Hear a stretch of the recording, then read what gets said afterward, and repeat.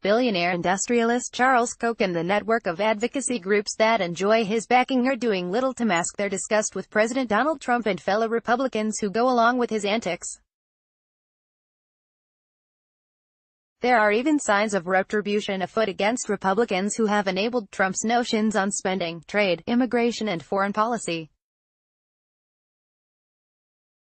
As the Koch-backed seminar network began a three-day summit in the Rockies, officials on Saturday had tough words for Republican-dominated Washington, especially on the escalating trade wars. Although the 500 donors gathered here still stand ready to spend as much as $400 million on politics and policy ahead of November's elections, few are enchanted with the GOP's hold on power. Although they've spent billions to shape the current political scene, the Trump administration is far from what they had hoped for. Stand by our principles at whatever cost. Resist all temptations in short-term gain, Charles Koch told guests gathered at the Grand Broadmoor Resort in Colorado Springs, Colo. That's exactly what we are doing. To be sure, there are flashes where this network is in agreement with the White House, especially when it comes to senior advisor Jared Kushner's work on prisons and criminal justice. Repeatedly, longtime Koch advisor Mark Holden name-checked Trump's son-in-law, who has a West Wing office. But the overlap is narrow and is insufficient to paper over very deep disagreements with how the president is using his powers. In some ways, this disillusionment with Washington is part of a cycle inside Koch world. These Koch-convened seminars started in 2003, when Charles Koch invited like-minded businessmen to kvetch about trade policy and government spending under President George W. Bush, a Republican. Now, 15 years later and facing another Republican in the White House taking similar actions, Koch is no happier. This time, though, Koch has a well-funded political machine at his disposal.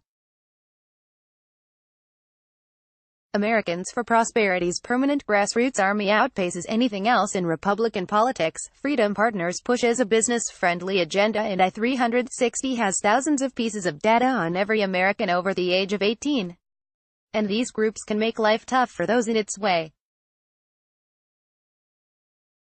For instance, the Koch-backed groups have spent millions criticizing Republicans who voted for a $1.3 trillion GOP spending bill earlier this year and have not done more to preempt Trump's trade war.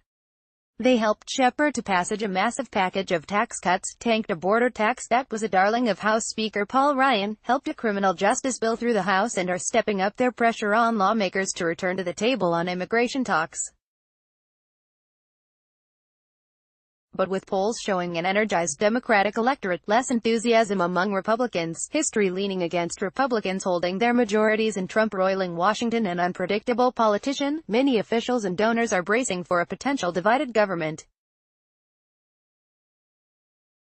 It's radical, especially given the divisive climate that we're in right now and how polarized and factionalized the country is in many ways, but we want to focus on radically and aggressively finding areas of common interest and where we can make progress on some of these issues, even if we disagree on other issues, said James Davis, the Koch network's top spokesman. These twice-a-year seminars are by invitation only. Donors pony up $100,000 for 3 days of wonky policy talks, pitches from social service groups and hallway encounters with politicians. Under federal election law, these donors' identities do not need to be disclosed. As a condition of attending, Time has agreed not to identify donors who did not wish their names used. Trump, who famously claimed incorrectly he had turned down an invitation to meet with this group in 2016 at this very site, got no pass. The Koch network sat out the 2016 presidential race and seems likely to do the same in 2020. In a video officials plan to show donors on Sunday, Charles Koch looks directly into the camera with a tough rebuke for protectionism. We're seeing a rise in protectionism, where countries, organizations and individuals are trying to protect themselves from these changes. Doing whatever they can to close themselves off from the new, to hold on to the past and to prevent change, Charles Koch says in the video. This is a natural tendency, but it's a destructive one because when people act in protectionist ways, they erect barriers, which makes everyone worse off. Although Koch never utters the president's name, his aides do little to dodge the connection. Was it subtle? Said Brian Hooks, a top Koch lieutenant and co-chairman of the Seminar Network. There's nothing subtle about it. Protectionism is bad trade policy. Such policy is deeply offensive to Koch and his pals. Long a foe of subsidies they call corporate welfare, Trump's direct payments to farmers to offset their losses in the trade war are a class apart and a transparently political answer to a disaster of Trump's own making. It's a bailout to bad policy, Davis said. You can't make this up. We put tariffs supposedly to put pressure on China and then it actually hurts farmers here. Crops waste away in the field. Then you pull a Depression-era program out to bail out farmers and make them whole. But who's underwriting our debt? That would be China. Still, as much as these donors protest, most will still begrudgingly back him as individuals when Trump runs for a second term.